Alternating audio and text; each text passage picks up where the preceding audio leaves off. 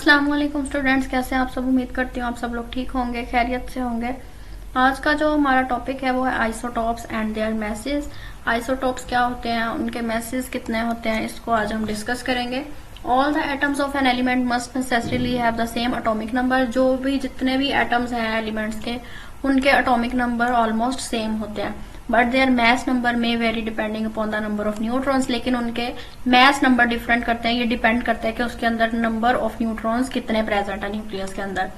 Atoms of same element having different number of neutrons in their nuclear are called isotopes. ऐसे atoms जिनके दो element अगर same है, उनके एटम जो है उनका नंबर ऑफ न्यूट्रॉन्स उनके न्यूक्लियस में जो है वो डिफरेंट हो। ठीक है, नंबर ऑफ न्यूट्रॉन्स जो है सेम एलिमेंट के एटम्स के डिफरेंट हो तो उसको हम आइसोटॉप्स बोलते हैं। For example, element carbon has 3 isotope. Carbon जो है इसके पास 3 आइसोटॉप्स हैं। ठीक है, as its atom have 6, 7 and 8 neutrons in their nuclei. इसके एटम्स के पास 6, 7 और 8 न्यूट्रॉन्स हैं इसके न्यूक्लियस में present. These isotopes are represented as, इसको हम इस तरह रिप्रेजेंट करते हैं, C6 और 12, C6 13, C6 14।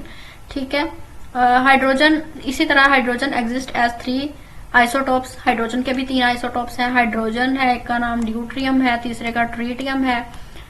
Represented as hydrogen H11, H21, H31। ठीक है, इस तरह से इसको हम रिप्रेजेंट करते हैं। ठीक है, ये ड्यूट्रियम है, ये ट्रीटियम है और ये हाइड्रोजन है।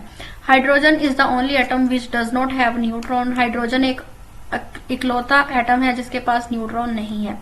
Since the chemical properties of elements are determined by the number of electrons. तो केमिकल प्रॉपर्टीज जो है एलिमेंट्स की, उसको हम किस तरह से फाइंड आउट करते हैं, किस तरह से डिटरमाइन करते हैं, उसके नंबर ऑफ इलेक्ट्रॉन्स से। All 3 isotopes will show almost same chemical behaviour. तकरीबन तीनों आइसोटॉप्स जो है उनका केमिकल बिहेवियर जो है वो तकरीबन सेम ही होता है। ऑल्दो देयर फिजिकल प्रॉपर्टीज में भी डिफरेंट, लेकिन उनकी फिजिकल प्रॉपर्टीज डिफरेंट हो सकती हैं।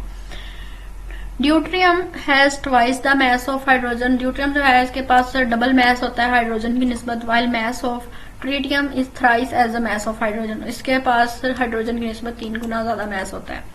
Similarly the mass of 3 different isotopes of carbon are different. तो इसी तरह कार्बन के तीनों आइसोटॉप्स का मैस भी डिफरेंट होगा। ठीक है, यहाँ पे हाइड्रोजन एटम के आइसोटॉप्स दिखाए गए हैं। इसके पास 1 प्रोटॉन है, 1 प्रोटॉन 1 न्यूट्रॉन, 1 प्रोटॉन 2 न्यूट्रॉन। ठीक है, इस तरह से इन्होंने इसके आइसोटॉप्स दिखाए हैं। इस तरह कार्बन है, इसके पास न्यूट्रॉन 6 है, प्रोटॉन 6 है। उसके बाद इसके पास न्यूट्रॉन 7 है, प्रोटॉन 6 है, न्यूट्रॉन 8 है, प्रोटॉन 6 है। ठीक हो गया। उसके बाद है रेडियो एक्टिव आइसोटॉप्स क्या होते हैं। The isotopes of same element do not have the same physical properties. अब सेम एलिमेंट के जो आइसोटॉप्स होते हैं उनकी फिजिकल प्रॉपर्टीज सेम नहीं होती। Several isotopes of same elements exist whose nuclei are unstable. बहुत सारे आइसोटॉप्स हैं सेम एलिमेंट्स के जो एग्जिस्ट करते हैं जिनकी न्यूक्लियाई यानी न्यूक्लियस जो है वो अनस्टेबल होता है, स्टेबल नहीं होता। They emit excess energy in form of radiation. तो वो अपनी जो ज्यादा एनर्जी होती है उनके पास वो एमिट कर देते हैं यानी निकाल देते हैं रेडिएशन की फॉर्म में। ठीक है, this process of emission of radiation is called radio activity. अब ये वाला जो प्रोसेस है जिसमें उन्होंने एनर्जी जो है वो निकाल दी है रेडिएशन की फॉर्म में, इस प्रोसेस को हम बोलते हैं रेडियो एक्टिविटी। ठीक है, and the isotopes which emits energy is called radioactive isotopes. इसको भी आप अंडरलाइन कर लें। ठीक है, और इस प्रोसेस को हम रेडियो एक्टिव कहते हैं और ऐसा आइसोटॉप जो ये एनर्जी एमिट करता है उस आइसोटॉप को हम रेडियो एक्टिव आइसोटॉप बोलते हैं। ठीक है, ट्रीटियम जो है is a radioactive isotope. ये रेडियो एक्टिव आइसोटॉप है। And the other 2 isotopes of hydrogen are stable. लेकिन जो हाइड्रोजन के दूसरे 2 आइसोटॉप्स हैं वो स्टेबल है। And do not emit any radiation, और वो दोनों कोई रेडिएशन जो है वो नहीं निकालते। When a radioactive element emits radiation, जब कोई भी रेडियो एक्टिव एलिमेंट जो है वो रेडिएशंस को निकालता है, it is transformed into another chemical element. तो वो एक दूसरा केमिकल एलिमेंट बना देता है। This process is called radioactive decay. और इस पूरे प्रोसेस को यानी वो एक नया केमिकल एलिमेंट बना देता है, इस प्रोसेस को हम कहते हैं radioactive decay. This new element may be stable. ये न्यू एलिमेंट स्टेबल भी हो सकता है और मे बी रेडियो एक्टिव या रेडियो एक्टिव हो सकता है, so that it also emits radiation. या फिर रेडियो एक्टिव होगा या स्टेबल होगा। अगर स्टेबल होगा तो वो नेक्स्ट मजीद कोई रेडिएशन नहीं निकालेगा, लेकिन अगर वो रेडियो एक्टिव होगा तो इसका मतलब है कि वो नेक्स्ट फर्दर रेडिएशन जो है वो एमिट करेगा। ठीक है, अब यहाँ पे यूरेनियम है और यहाँ पे जो रेडिएशन एमिट हुई उसके बाद थोरियम बना और एनर्जी रिलीज हुई। थोरियम इज अनस्टेबल, थोरियम जो है ये अनस्टेबल है, ठीक है, और फर्दर ये डिसइंटीग्रेट होगा प्रोटेक्टिनियम में, ठीक है, यानी मजीद ये एमिट करेगा रेडिएशंस। नेक्स्ट थोरियम जो है प्रोटेक्टिनियम में करेगा, बिस्मथ जो है वो थेलियम में करेगा, ठीक है, इस तरह से ये प्रोसेस चलेगा। नेक्स्ट है applications of radioactive isotopes. Radio active isotopes जो इनकी एप्लीकेशंस क्या हैं, ये कहाँ कहाँ यूज होता है इसमें हम देखेंगे, ठीक है। Useful in medical imaging, medical imaging में ये यूज होता है, ठीक है। Doctors use them to diagnose the disease by injecting the patient with a small amount of radioactive fluid. Doctors जो है क्या करते हैं, पेशेंट के अंदर थोड़ा सा रेडियो एक्टिव फ्लूइड जो है उसके जिस्म के अंदर डाल देते हैं, इंजेक्ट कर देते हैं, इस तरह से वो डिजीज को जो है वो डायग्नोज करते हैं। टेक्नीशियम जो है 99M is used for diagnostic imaging across human organs like brain, lungs. इसकी डायग्नोस्टिक इमेज बनाते हैं, यानी ब्रेन की, लंग की, और वहां से वो डायग्नोज करते हैं जो भी डिजीज वगैरह होता है। Doctors use a special camera to watch how the radioactive fluid moves, और उसके लिए वो स्पेशल एक कैमरा यूज करते हैं जिससे वो देखते हैं कि रेडियो एक्टिव फ्लूइड जो है वो अंदर जाके कैसे मूव कर रहा है, ठीक है। Radiocarbon dating is a method. अब रेडियो कार्बन डेटिंग जो है ये एक मेथड है for finding out the age of historical object, यानी कोई भी ऑब्जेक्ट जो है, जो पुरानी हिस्टोरिकल ऑब्जेक्ट्स हैं उनकी एज फाइंड आउट करने के लिए कितनी देर पुराना है, ठीक है, उसके लिए radio carbon dating method use किया जाता है।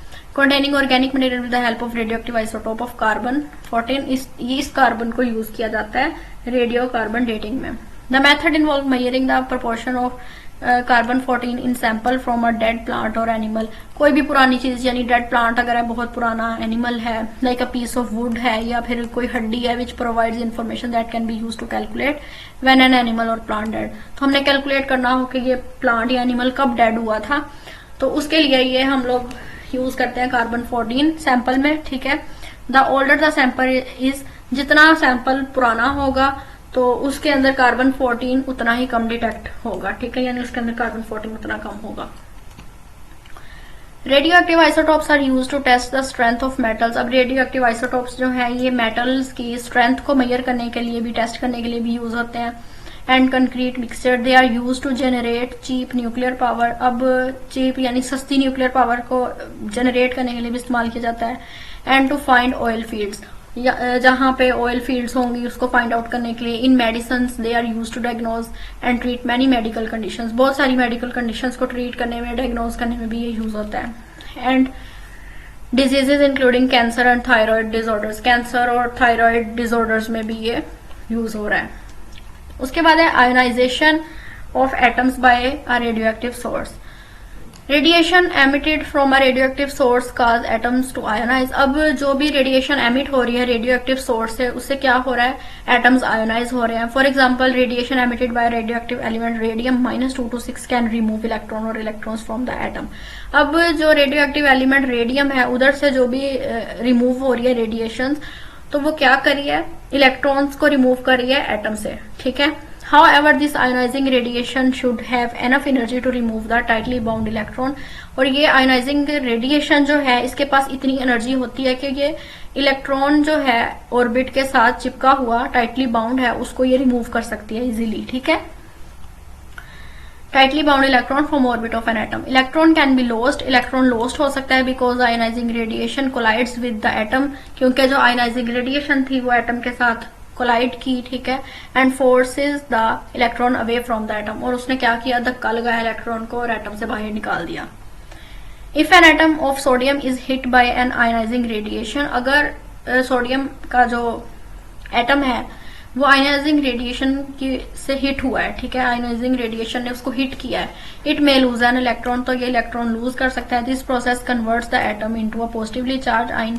अब ये जो है ये एटम को पॉजिटिवली चार्ज आयन में कन्वर्ट कर सकते हैं, जिसको हम कैटाइन भी बोलते हैं, ठीक है। फॉर एग्जाम्पल सोडियम है, एनर्जी लगी सोडियम का जो है वो कैटाइन बन गया और इलेक्ट्रॉन जो है वो रिलीज भी हुआ साथ में।